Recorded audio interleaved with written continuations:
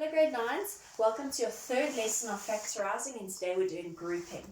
Now whenever I have 4 terms, that's when I should be considering grouping. Now we know how to take out an HCF, so that's going to be the first thing I look for. So let's check it out. If I want to take out an HCF, something they have in common, let's see between these 4 terms, there are 4 terms, do they have something that is common? Here's an A, here's no A. Immediately A isn't in common. Even though this has an A, do you see how A isn't in common in all of them? Okay? Here's an X, there's no X. X isn't in common. Even though X is in common between these two, it's not in common with all of them. And the same thing would happen with B. Here's a B, here's no B. Even though there's a B here, B isn't in common. And the same with Y.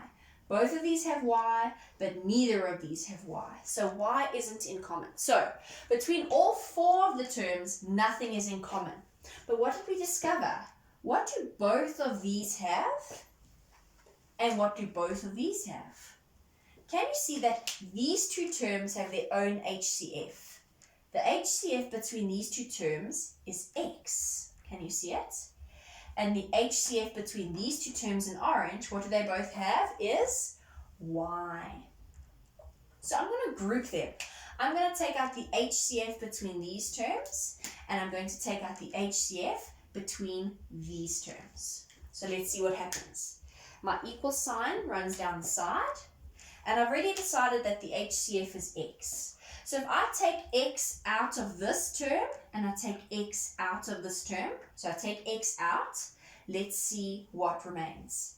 Here, the X and the X cancel, so I'm left with A. And here, the X and the X cancel, so I'm left with plus B. Right, you always put a positive sign between them. And now I'm going to take out the Y from my second group. So I must divide this side by Y, and I must divide this side by Y. Let's see what happens. I take Y out, what remains? The Y's cancel, I'm left with A. The Y's cancel, I'm left with plus B. Oh my word, what has happened? Can you see that what has developed between this term and this term is a common bracket? So that's going to be my HCF now. So now I've moved from 4 terms to 2 terms, and I'm going to end with 1 term where I take out the common brackets. This should be easy for you now. If you take out the common brackets, A plus B, what remains? Over here, I hope you can see it, X remains, and over here what happens? Y remains. And that is my final answer. Okay, grade 9s, let's look at this question.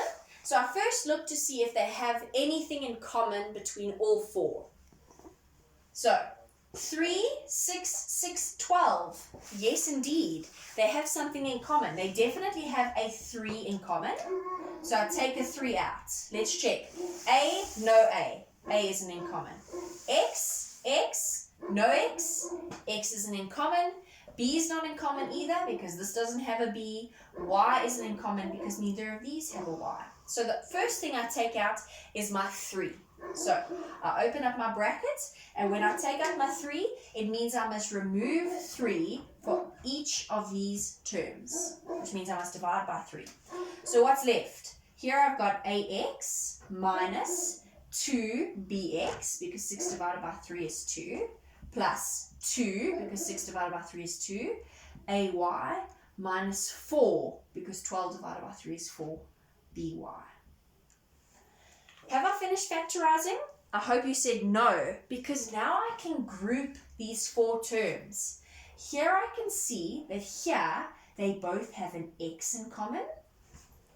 And then here I can see that they have a 2, because 2 can go into 4 and Y, and a Y in common. So now I'm going to factorize them individually. I keep the big factorizing that I decided on in the beginning. Let's look at my green. I take my X out because X is in common. When I take my X out, it means I divide. Let's see what remains. The X's cancel, so I have A minus X's cancel, 2B. Close my brackets. Put a plus in between them. Now, what did we say is going to be our HCF? 2y, because 2 can go into 4 and 2. So I divide this by 2y, and I divide this side by 2y. What am I left with? The 2's cancel, the y's cancel, I'm left with a. What happens here? The y's cancel, 4 divided by 2 is 2, so I'm left with negative 2b. Close that bracket, and I close my big bracket at the same time. I hope you can see what has happened, grade 9s.